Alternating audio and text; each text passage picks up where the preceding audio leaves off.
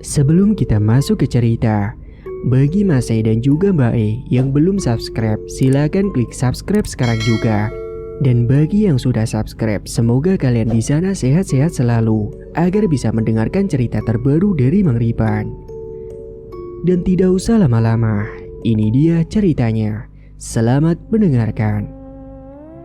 Sore itu, usai selesai bekerja kuli bangunan, Pak Somad langsung beranjak pergi ke kebun untuk mencari rumput buat makanan ternaknya yang ada di belakang rumah. Dia memiliki 2 ekor kambing, jantan dan betina. Kala itu, Pak Somad berjalan ke kebun dengan menggunakan baju yang masih kotor usai tadi nguli. Dia juga menenteng sebuah celurit dan karung untuk wadah rumput nantinya. Dia sudah menikah dan mereka hidup dalam ekonomi yang rendah, makan seadanya dan tidak pernah beli sesuatu yang mewah. Pak Somad memiliki 2 anak. Anak yang pertama sudah duduk di bangku SMP, namanya Nurul. Dan yang anak nomor 2 masih baru masuk TK, dia bernama Mahfud. Bu Ayu, istri Pak Somad, hanya di rumah dan kebetulan rumah mereka itu dekat dengan sekolah dasar. Jadi Bu Ayu itu setelah pulang nganter dari TK, dia jualan martabak telur mini bulat yang dicampur dengan sedikit tepung. Hal itu Bu Ayu lakukan demi membantu menambah uang keluarganya meskipun tidak seberapa. Pak Somad akhirnya tiba juga di sebuah kebun yang kebetulan di situ tumbuh rumput yang masih panjang dan juga segar. Dengan segera Pak Somad pun mulai membabati rumput-rumput itu. Rumput yang sudah dibabat kemudian dimasukkan ke dalam karung. Dan usai karungnya penuh, Pak Somad pun segera membopong karung rumput itu dan membawanya pulang ke rumah. Setibanya di rumah, Pak Somad langsung menaruh sebagian rumput itu ke kandang. Suara kambing itu saling mengembil ketika Pak Somad datang membawa rumput itu. Dan setelah rumput itu diberikan kepada kambing-kambingnya, si Mbak pun sangat lahap sekali makannya. Malam harinya, mereka kumpul makan malam bersama dengan lauk seadanya, yaitu telur ceplok. Itu pun dibagi menjadi 4 bagian. Dan di sela-sela mereka yang sedang makan, Nurul tiba-tiba saja nyeletuk kepada kedua orang tuanya. Dia menanyakan soal nanti dia akan melanjutkan sekolahnya atau tidak. Pak, Bu, nanti aku mau lanjut sekolah SMA atau stop saja sampai tamat SMP? Tanya Nurul.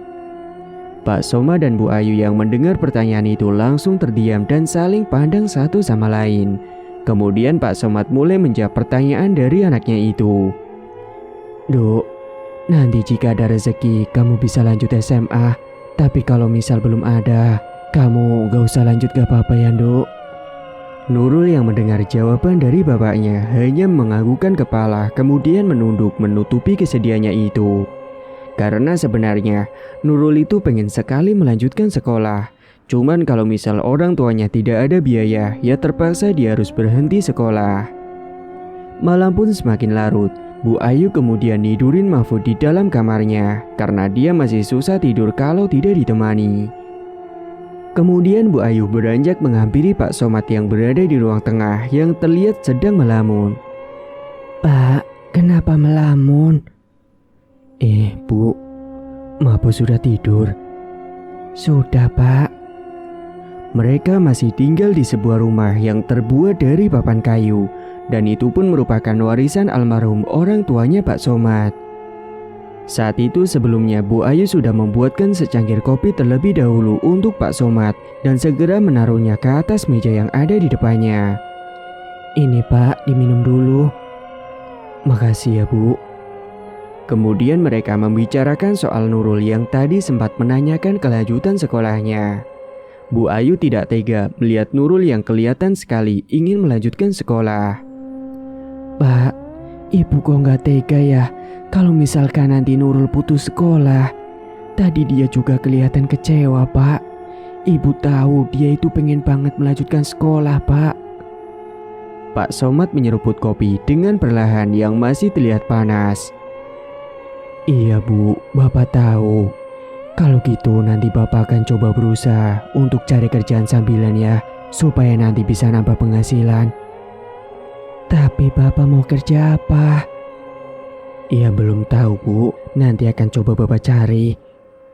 Saat itu, Pak Somad menghabiskan secangkir kopinya dan mereka pun langsung beranjak masuk ke dalam kamar untuk segera tidur.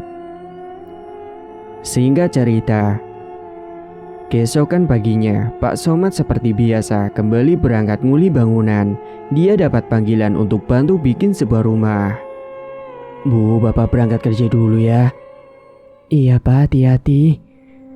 Setelah selesai sarapan, Pak Somad pun segera berangkat menuju ke lokasi yang lumayan jauh dari rumahnya, sehingga dia harus berangkat lebih pagi.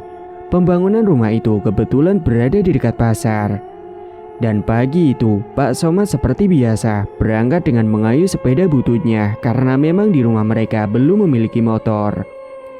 Dan beberapa saat kemudian, akhirnya Pak Somad sampai juga di tempat proyek.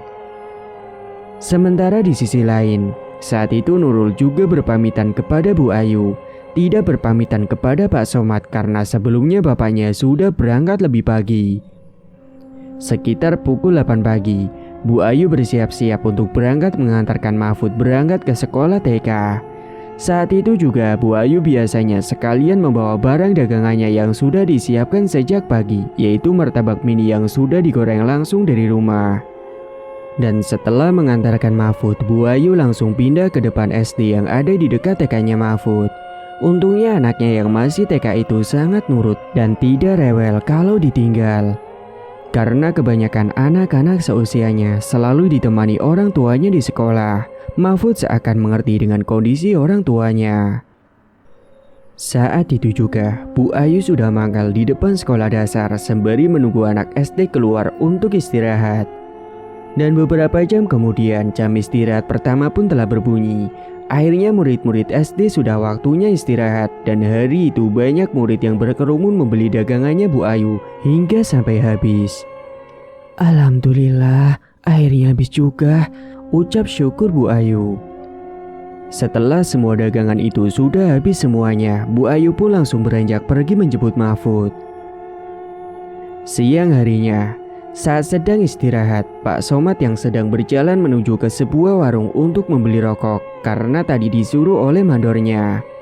Warungnya ada di sekitar pasar, dan usai Pak Somad membeli rokok itu, ketika dia sedang berjalan kembali menuju ke tempat pembangunan, tiba-tiba ada orang yang berlari kencang ke arahnya Pak Somad, dan di belakangnya orang itu juga ada orang yang banyak sekali mengejar orang itu sambil meneriaki copet. Sontak Pak Somad dengan refleks langsung mensliding kaki si pencopet itu hingga jatuh tersungkur mencium aspal jalan. Si pencopet itu tidak sadar kalau di depannya ada Pak Somad, dan saking dia buru-buru karena takut ditangkap warga, dia tidak melihatnya. Dan saat itu juga si pencopet langsung diamankan oleh para warga. Para warga juga mengucapkan terima kasih kepada Pak Somad atas tindakan sigapnya itu. Terima kasih ya Pak. Iya sama-sama Pak. Ternyata yang dicuri oleh pencopet tadi adalah sebuah tas yang di dalamnya ada HP, uang yang banyak dan juga perhiasan milik seorang ibu-ibu. Dan tak berselang lama, si pemilik tas pun menghampiri dan sangat berterima kasih sekali kepada Pak Somad. Ya ampun Pak, terima kasih banyak ya Pak. Bapak sudah menyelamatkan barang-barang berharga milik saya. Sama-sama Bu, lain kali hati-hati ya Bu. Iya Pak, tadi pas saya lagi belanja, tiba-tiba saja tas saya langsung diambil aja pas saya lagi oleng. Oh iya, nama Bapak siapa Pak? Saya Bu Cindy Pak. Saya Somad Bu. Lalu saat itu, Bu Cindy segera mengambil sejumlah uang beberapa lembar yang akan diberikan kepada Pak Somad. Ini Pak, tolong diterima ya. Maaf Bu, tidak usah, saya ikhlas menolongnya Bu. Kalau gitu, ini kartu nama saya Pak. Nanti kalau Bapak butuh bantuan, langsung datang saja ke rumah saya Pak. Pak Somad pun menerimanya dan kemudian pergi kembali ke tempat kerjanya. Sore pun telah tiba. Kini waktunya Pak Somad untuk pulang, dan seperti biasanya dia akan menyempatkan diri mencari pakan untuk ternaknya itu. Malam harinya, Bu Ayu kembali menanyakan kembali kepada Pak Somad apakah suaminya itu sudah mendapatkan pekerjaan sampingan atau belum. Gimana Pak? tadi sudah dapat kerja sampingan atau belum? Belum Bu, seharian aja Bapak kerja bangunan, jadi belum sempat juga cari ke tempat lain. Tadi siang juga Bapak udah nyoba nanya di pasar, tapi nggak ada lowongan kerja Bu. Yang sabar ya Pak, Bapak harus tetap semangat, jangan menyerah. Katanya Bapak mau nyekolahin Nurul, Ibu selalu doain Bapak kok. Iya Bu, makasih ya Bu. Seketika mereka terdiam sejenak dan tiba-tiba saja Pak Somad teringat akan kejadian tadi siang di pasar. Kemudian Pak Somad beranjak mencari celana yang tadi dipakai dan mencari sebuah kartu nama yang diberikan oleh Bu Cindy. Bu Ayu pun kebingungan melihat Pak Somad sedang mencari sesuatu. Bapak nyari apa? Ini Bu, ucap Pak Somad sembari menunjukkan kartu itu.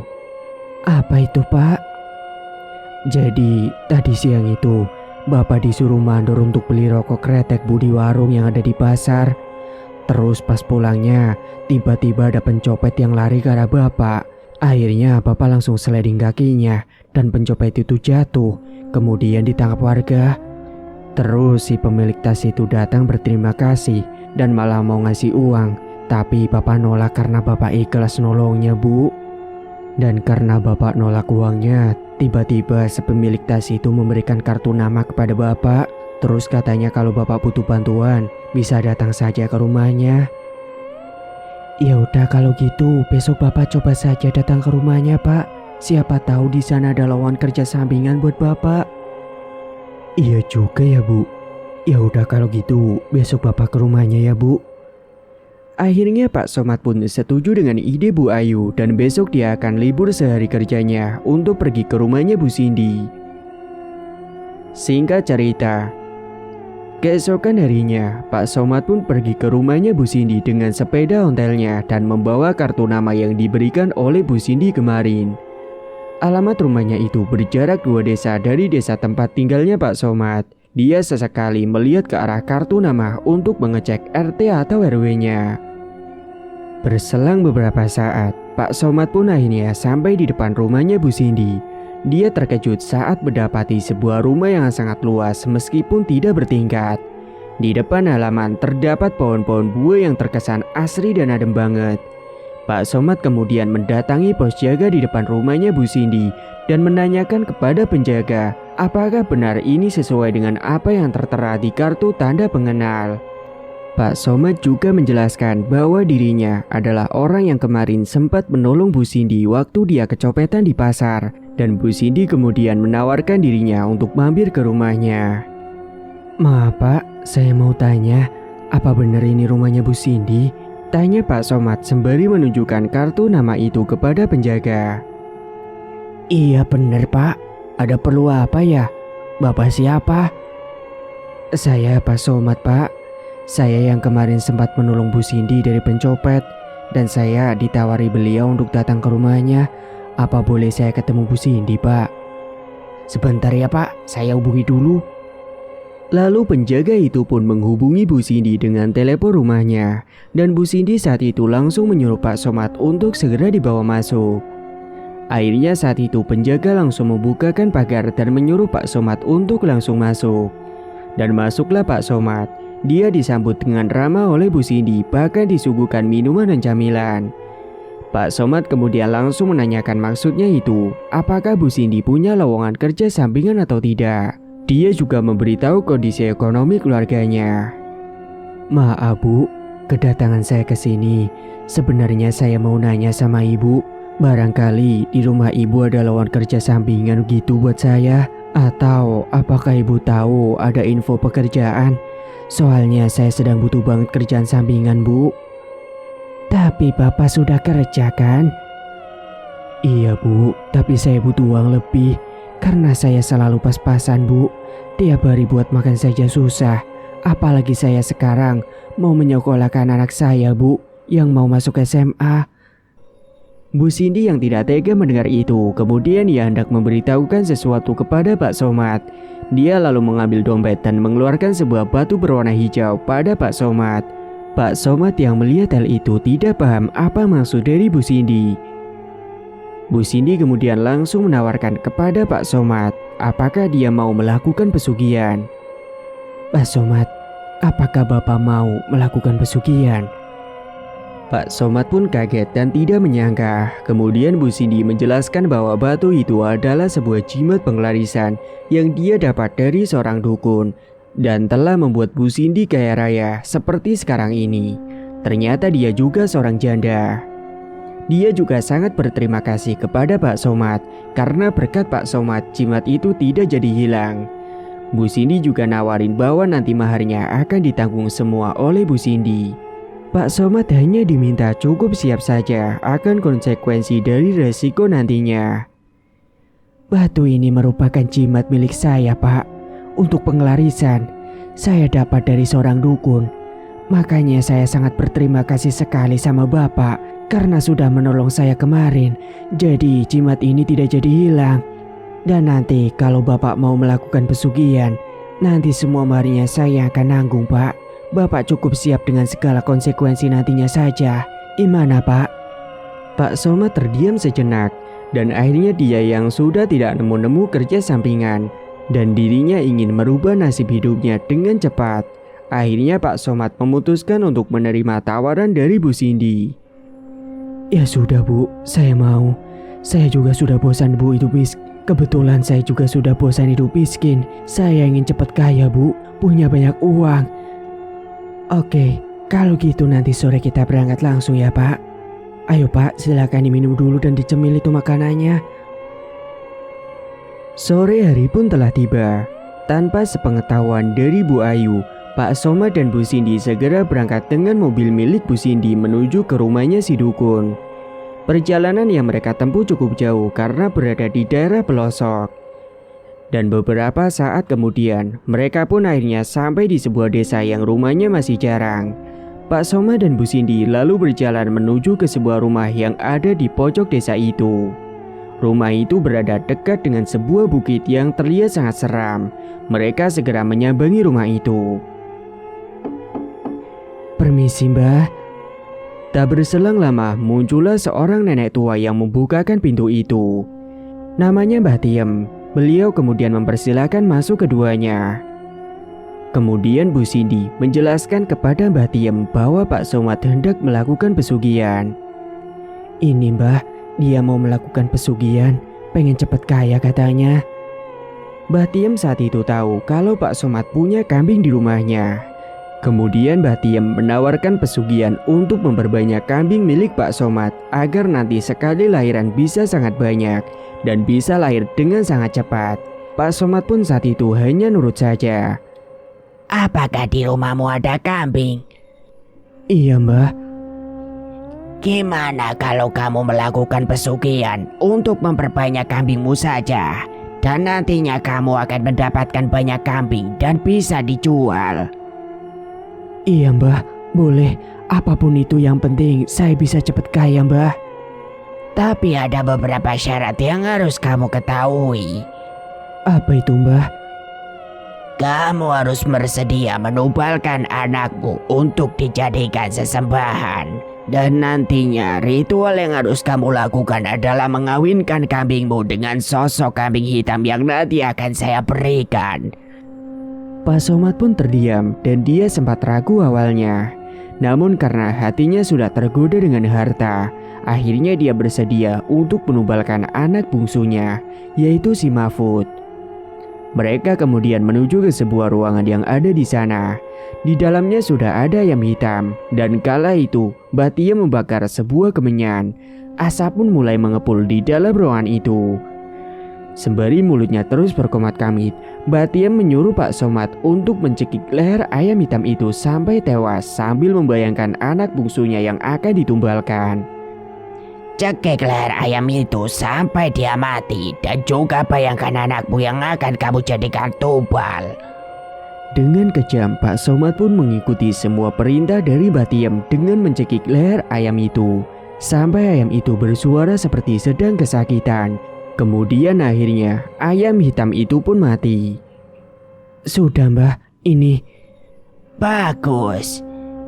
Setelahnya Mbah Tiem beranjak pergi ke belakang rumahnya dan beberapa saat kemudian Entah dia mengambil dari mana, tiba-tiba dia membawa seekor kambing. Kambing itu berwarna hitam dan berukuran sedang. Kambing itu jantan dan diberikan kepada Pak Somad. Mbah Tiem menyuruh untuk mengawinkan kambing hitam itu dengan kambing-kambing miliknya. Dan nantinya kambing Pak Somad akan beranak banyak dalam waktu dekat. Bawalah kambing ini pulang, dan nanti kamu kawinkan dengan kambing yang ada di rumahmu. Nantinya kambing di rumahmu akan beranak banyak dalam waktu dekat, tidak seperti kambing-kambing yang lainnya. Terus apa lagi, Mbah? Kamu juga harus memberi makan kambing ini dengan kembang 7 rupa. Siap, Mbah. Pak Somad pun kemudian menerima kambing itu dan Bu Cindy membayar mahar, kemudian mereka segera pamitan untuk pulang. Kambing itu dibawa di dalam mobilnya Bu Cindy. Anehnya kambing itu jarang sekali berbunyi, meskipun dibawa masuk ke dalam mobil, tidak seperti kambing yang biasanya yang selalu memberontak. Mereka pun segera pulang ke rumah. Sementara di sisi lain, malam itu di rumahnya Bu Ayu, dia sedang tidur. Kemudian dia mendengar teriakan dari Mahfud yang tidur di sampingnya. "Sakit, Bu," teriak Mahfud sambil memegangi lehernya. "Ya Allah, Nak, kamu kenapa, Nak?" ucap Bu Ayu panik. "Bapak kok belum pulang juga sih?" Tiba-tiba saja Mahfud semakin ketakutan ketika dia melihat di pojok kamarnya itu ada sosok tinggi besar yang sangat menyeramkan datang menghampirinya.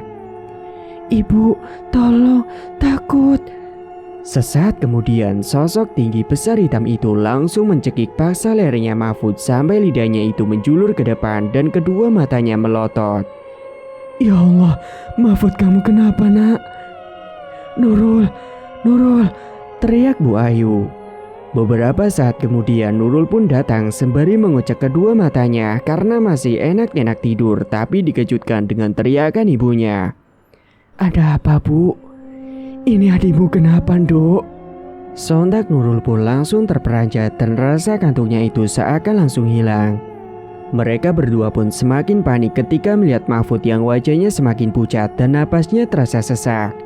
Dan sesaat kemudian, akhirnya Mahfud pun meninggal dunia dengan lidah yang menjulur ke depan serta kedua matanya melotot, dan di lehernya itu ada bekas luka lebam. Sontak saat itu juga Bu Ayu dan Nurul langsung menangis histeris. Sementara Pak Somad masih berada di perjalanan arah menuju pulang. Singkat cerita, esok harinya Pak Somad dan Bu Cindy akhirnya sampai juga di rumahnya Bu Cindy. Setibanya di rumah, Bu Cindy menyuruh penjaga pos rumahnya untuk mengantarkan kambing besok ke rumahnya Pak Somad. "Pak, ini nanti tolong besok kambingnya diantar ke rumahnya Pak Somad ya." "Iya, Bu, siap." Pak Somad pun segera untuk pulang pagi itu juga dengan menggunakan sepeda yang kemarin dititipkan di rumahnya Bu Cindy. Dan beberapa saat kemudian Pak Somad akhirnya sampai di rumah. Akan tetapi setibanya di rumah, dia terkejut karena banyak orang di rumahnya. "Loh, ada apa ini kok rame-rame?" Segera Pak Somad langsung berlari masuk ke dalam rumah. Dan saat beliau masuk, Pak Somad menangis karena mendapati anak bungsunya itu sudah meninggal dunia. Bu Ayu juga langsung menangis lagi dan menanyakan kepada Pak Somad kenapa dia baru pulang. "Bapak dari mana saja, Pak? Kenapa baru pulang?" Pak Somad akhirnya beralasan kalau kemarin dia mencari loker sampai ke desa-desa lain dan menginap di rumah temannya karena sudah kemalaman. Akhirnya saat itu juga Mahfud akan segera dimakamkan. Singkat cerita, keesokan harinya penjaga pos rumahnya Bu Cindy datang ke rumahnya Pak Somad mengantarkan kambing hitam ke rumahnya Pak Somad. Bu Ayu pun terheran melihat kambing itu. "Pak Somad, ini saya mau mengantarkan kambingnya, Pak." "Iya, Pak, makasih ya, Pak." Setelahnya penjaga pos itu langsung beranjak pulang ke rumah Bu Cindy lagi. "Loh, Pak, ini kambingnya siapa?" "Ini, Bu, kan kemarin Bapak ke rumah temen Bapak punya kambing banyak, terus Bapak dikasih, Bu." "Oh, gitu. Baik banget, Pak, teman Bapak." "Iya, Bu, kan dia juragan kambing yang kaya raya. Jawabnya berbohong. Oh ya udah, kalau gitu ibu mau ke warung dulu pak, mau ngutang. Saat itu Bu Ayu beranjak pergi ke warung untuk mencari hutangan. Dan beberapa saat kemudian Bu Ayu akhirnya sampai juga di sebuah warung. Mau beli apa bu? Maaf bu, seperti biasa saya mau utang beras. Aduh, Bu Ayu ini gimana sih? Masa yang ngutang terus? Nanti saya bisa rugi kalau begini terus bu. Saya mohon bu, sekali ini saja. Maaf bu, tidak bisa. Ya udah bu, kalau begitu saya permisi. Iya, ingat ya bu, utangnya harus dibayar. Iya bu, pasti kalau nanti sudah ada uangnya. Setelahnya Bu Ayu pun pulang dengan wajah yang ditekuk. Assalamualaikum. Waalaikumsalam. Loh ibu kenapa? Kok wajahnya ditekuk gitu? Hari ini kita nggak makan pak. Kenapa bu? Nggak dapat utangan lagi ya? Iya pak, utang ibu di warung numpuk pak. Belum pernah dibayar sama sekali. Sabar ya bu, nanti bapak akan melunasi semua utang ibu. Sontak Bu Ayu yang mendengar ucapan suaminya itu langsung mengernyitkan keningnya. Bapak mau bayar utang ibu pakai apa pak? Kita aja buat makan susah. Udah ibu tenang aja. Nanti siang kita makan singkong rebus saja dulu bu. Ya udah kalau gitu ibu mau ke kebun dulu pak untuk mencabut singkong. Dan tak menunggu waktu lama, kambing betina milik Pak Somad pun akhirnya bunting. Pak Somad juga setiap malamnya selalu melakukan ritual di dalam ruangan khusus yang ada di dalam rumahnya dengan memberikan kembang 7 rupa untuk kambing hitam tanpa sepengetahuan dari Bu Ayu. Singkat cerita, usai 5 bulan kemudian, Pak Somad sudah punya banyak sekali kambing di dalam kandangnya. Pak Somad kemudian menjual beberapa kambing-kambing itu, dan dari hasil penjualan kambingnya itu, Pak Somad membeli kambing betina lagi untuk nantinya akan dikawinkan dengan sosok kambing hitam yang diberikan oleh si dukun. Bahkan kini kambing hitam itu ditempatkan di kandang khusus, dan anehnya ukuran kambing itu masih sama seperti awal dan tidak menua sama sekali. Bulan pun terus berganti. Pak Somad akhirnya kini punya uang banyak. Dia juga sudah bisa merenovasi rumahnya. Dan bisa dibilang sekarang Pak Somad sudah menjadi juragan kambing di desanya. Nurul juga sudah bisa lanjut sekolah. Mereka hidup dengan harta yang melimpah. Bu Ayu juga sudah bisa melunasi hutang-hutang yang dipinjamnya di warung-warung. Namun di balik kebahagiaan itu, mereka setiap malamnya selalu diteror oleh sosok-sosok yang sangat menyeramkan. Suatu malam, Bu Ayu yang sedang duduk sendirian di ruang tengah sembari menonton TV dan makan camilan. Tiba-tiba saja, Bu Ayu dikejutkan dengan suara Mahfud, anaknya yang telah meninggal. Suaranya seakan sedang menangis dan juga meminta tolong. Sontak Bu Ayu pun terkejut. Dia mencari sumber suara yang mirip dengan Mahfud tersebut dan mengedarkan pandangannya. Mahfud, Mahfud. Sesaat kemudian Bu Ayu dikejutkan dengan Pak Somad yang tiba-tiba saja datang menghampiri Bu Ayu. Ada apa bu? Ibu nyari siapa? Tadi ibu dengar ada suara Mahfud pak. Hah? Ibu cuma halusinasi saja pasti. Beneran pak, tadi ibu dengar. Lalu saat itu Pak Somad yang tidak percaya, dia segera masuk ke dalam kamar untuk segera tidur. Sementara Bu Ayu pergi ke dapur karena dia mendengar suara itu seperti berada di arah dapur. Beberapa saat kemudian, Bu Ayu yang ada di dapur tidak mendapati apapun di sana. Namun tiba-tiba saja, Bu Ayu melihat ada sekelibat bayangan yang melintas. Dan dia semakin jelas mendengar suara tangisan dari anaknya. Mahfud, kamu di mana nak? Beberapa saat kemudian, Bu Ayu yang membalikkan tubuhnya sontak dia terkejut karena di belakangnya itu sudah ada sosok tinggi besar dengan gigi taring yang panjang dan tajam. Sosok itu menyeringai ke arahnya. Sontak Bu Ayu langsung berteriak kencang dan ambruk pingsan saat itu juga. Dalam pingsannya itu, Bu Ayu bermimpi bertemu dengan Mahfud di sebuah istana, dan di sana Bu Ayu melihat ada anaknya yang sedang dirantai dengan besi. Mahfud, nak, Mahfud, Bu, tolongin aku. Mahfud terlihat ketakutan dan terus menangis. Di wajahnya ada beberapa luka dan berdarah. Sontak Bu Ayu yang melihat anaknya menderita langsung menangis.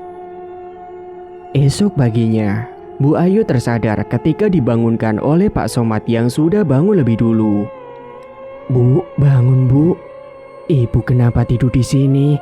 Ibu kenapa? Mimpi buruk? Cecar Pak Somad. Semalam ibu lihat ada sosok tinggi besar Pak. Terus ibu pingsan. Dan setelahnya ibu mimpi buruk Pak. Ibu melihat Mahfud diikat dengan rantai besi. Dia ketakutan sambil nangis Pak. Itu paling cuma mimpi Bu. Jangan dipikirin. Mimpi kan cuma bunga tidur.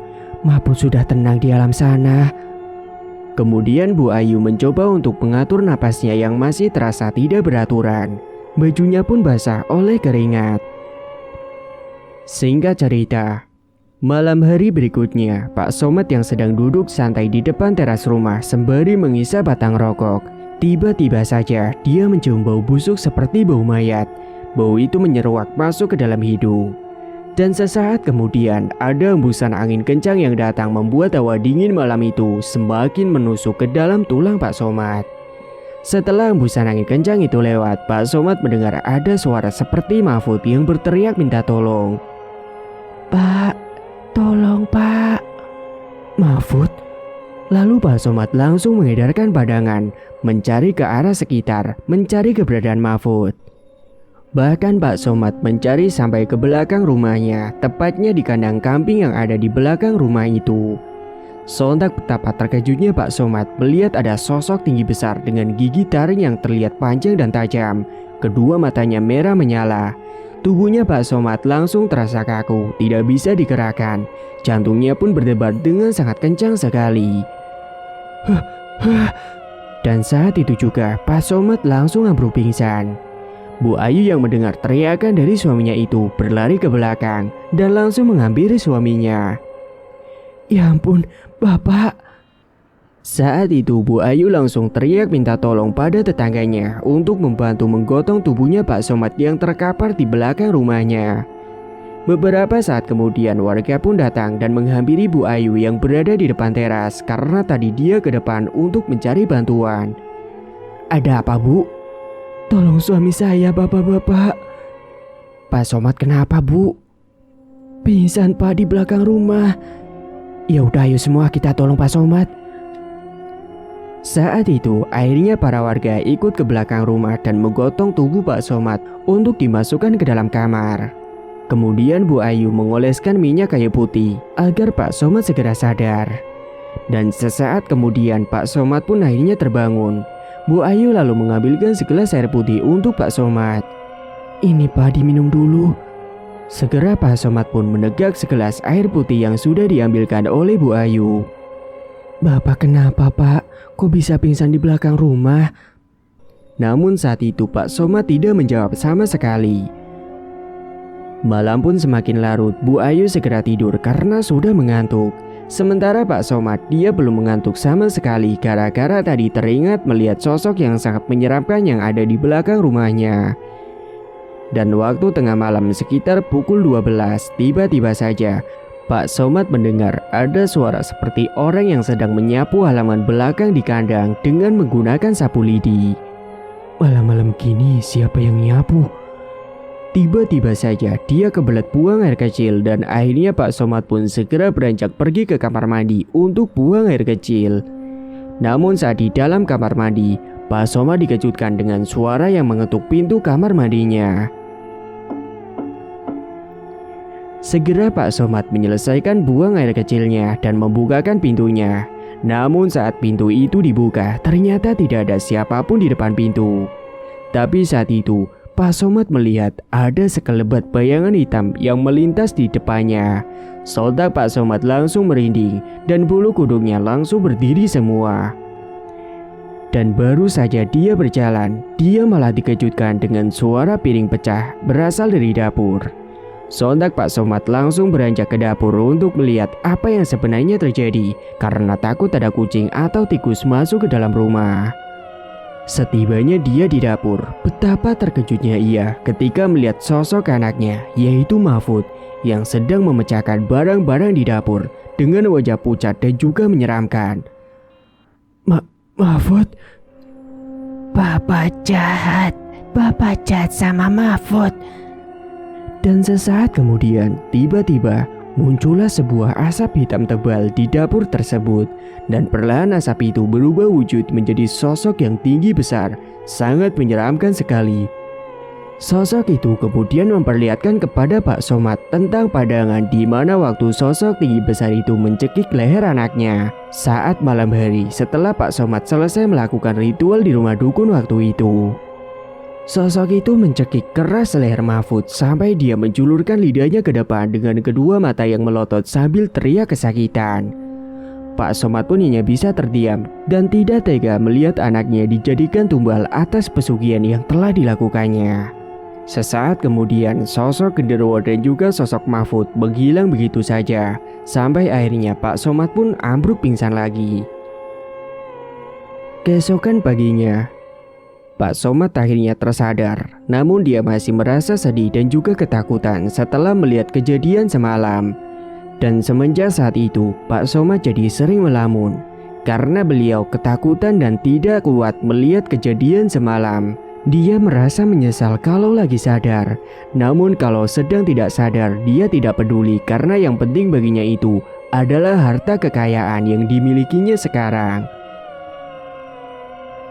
Singkat cerita, masuklah di tahun keempat dari awal pertama Pak Somad melakukan ritual.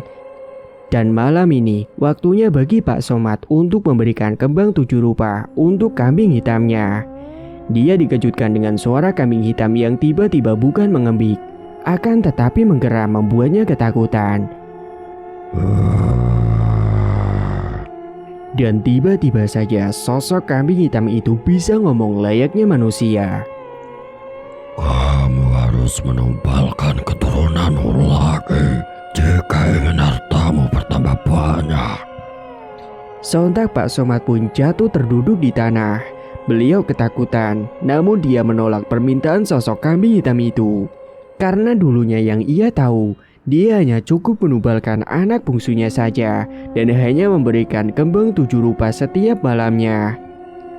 Bukannya dulu katanya saya hanya menumbalkan salah satu anak saja, dan itu sudah saya turuti, dan saya juga selalu memberikan makan kembang 7 rupa. Namun saat itu sosok kambing hitam itu tetap memaksa untuk meminta tumbal sama Pak Somad. Tidak bisa. Sekarang aku mau keturunanmu lagi. Kala itu Pak Somad yang tidak ingin kehilangan anaknya lagi. Apalagi malam itu dia melihat anak bungsunya yang dicekik oleh sosok menyeramkan untuk dijadikan tumbal. Dan memang selama ini tujuan Pak Somad jadi kaya raya juga untuk menyekolahkan anaknya, yaitu si Nurul, untuk bisa melanjutkan sekolah yang lebih tinggi. Akhirnya Pak Somad yang tidak ingin kehilangan anaknya lagi, dia menumbalkan dirinya sendiri pada waktu itu. Saya tidak mau anak saya jadi korban lagi. Lebih baik saya saja yang dijadikan tumbal, ucap Pak Somad. Kemudian sosok kambing hitam itu pun langsung menggeram dan menyetujui ucapan dari Pak Somad. Baiklah jika itu maumu. Tiba-tiba saja, sosok kambing hitam itu berubah wujud menjadi sosok yang sangat menyeramkan. Tubuhnya tinggi besar sama seperti waktu yang Pak Somad lihat ketika sosok itu mencekik anaknya. Saat itu juga, sosok tinggi besar pun mendekat ke arah Pak Somad dan langsung mencekik leher Pak Somad dengan geraman yang sangat mengerikan. Pak Somad pun lidahnya sampai menjulur ke depan dan kedua matanya melotot seakan napasnya sangat susah sekali. Hingga beberapa saat kemudian, akhirnya Pak Somad pun tewas karena tercekik. Namun sialnya, ternyata sosok itu berdusta. Dia tidak menepati janjinya bahwa keluarga Pak Somad akan tetap kaya raya. melainkan usai kematian dari Pak Somad, maka terputuslah perjanjian itu dan semua kekayaannya hanya cukup sampai segitu saja dan tidak akan bertambah. Pagi harinya, Bu Ayu mencari keberadaan suaminya. Dia pun pergi ke kandang belakang rumahnya karena siapa tahu dia sedang ada di belakang rumah sedang memberikan pakan untuk kambing-kambingnya. Namun saat sampai di belakang, betapa terkejutnya Bu Ayu ketika melihat Pak Somad yang sudah terkapar di tanah dan sudah tidak bernyawa. Bu Ayu pun sontak langsung menjerit teriak sambil menangis histeris melihat suaminya telah meninggal dengan lidah yang menjulur ke depan dan kedua matanya yang melotot tajam. "Bapak!" Sesaat kemudian Nurul pun datang menghampiri ibunya. Dia juga terkejut saat mendapati bapaknya sudah meninggal dunia dan segeralah dia meminta tolong pada warga yang ada di sekitar. Selang beberapa saat, para tetangganya pun datang untuk menolong Pak Somad dan jenazahnya pun akan dimakamkan hari itu juga. Namun saat itu ketika jenazah Pak Somad sedang dimandikan, jenazahnya itu bau perengus seperti bau kambing, membuat para pemandi jenazah menutupi hidungnya. Salah satu dari mereka melaporkan kejadian itu kepada seorang ustadz tentang jenazah Pak Somad yang sangat bau perengus. "Pak Ustadz, saya mau bicara sebentar." "Iya Pak, ada apa?" "Itu Pak Ustadz, jenazahnya Pak Somad kok baunya perengus Pak. Nyengat sekali, padahal sudah dipakaikan sabun banyak, tapi masih tetap bau perengus Pak." "Ya sudah, ayo kita lihat." Saat itu Pak Ustadz pun menghampiri ke tempat jenazah sedang dimandikan. Beliau membuka mata batinnya dan menerawang sesuatu. Dan dengan batinnya itu, dia terkejut karena mendapati fakta yang mengejutkan. Kemudian Ustadz Wira menghampiri Bu Ayu dan Nurul yang sedang ada di dalam kamarnya. "Permisi Bu." Pak Ustadz, gimana Pak, ada apa?" tanya Bu Ayu yang masih kelihatan sedih. "Saya ingin bicara Bu secara pribadi." "Iya Pak, silakan." Kemudian Pak Ustadz Wira pun menjelaskan kepada Bu Ayu bahwa Pak Somad telah melakukan perjanjian dengan iblis dan melakukan pesugihan. Jadi tadi waktu jenazah sedang dimandikan, pemandi jenazah mencium bau perengus. Dan setelah saya terawang dengan batin saya, ternyata selama ini Pak Somad sudah melakukan perjanjian dengan iblis Bu, dan beliau melakukan pesugihan. "Astagfirullahaladzim," ucap Bu Ayu yang tidak menyangka kalau suaminya sampai berbuat seperti itu. "Dan yang saya lihat Bu, kalau anak bungsu ibu itu sudah dijadikan korban tumbal pesugihan oleh bapaknya sendiri." Sontak Bu Ayu dan Nurul yang mendengarkan penjelasan dari Ustadz Wira pun langsung tambah menangis sedih dan tidak menyangka kenapa Pak Somad tega melakukan semua itu. Namun Pak Ustadz Wira menyuruh kepada Bu Ayu dan Nurul untuk bisa memaafkan dan mengikhlaskan apa yang sudah terjadi. Bu Ayu kala itu juga bilang bahwa nanti sisa semua ternak kambingnya akan disumbangkan saja ke panti asuhan. "Pak Ustadz, saya mau nanti semua kambing yang masih sisa akan saya sumbangkan saja ke panti asuhan Pak." "Iya Bu, sebaiknya begitu." Kemudian setelah jenazahnya Pak Somad sudah dimandikan dan juga sudah disolatkan, segera jenazahnya itu dibawa ke pemakaman untuk dikuburkan. Namun saat sampai di pemakaman ketika akan dikuburkan, tiba-tiba saja di dalam galian tanah itu ada banyak sekali kotoran kambing yang baunya sangat busuk sekali, membuat semua para petakziah menutup hidungnya. Mereka semua heran dari mana asalnya semua kotoran kambing itu.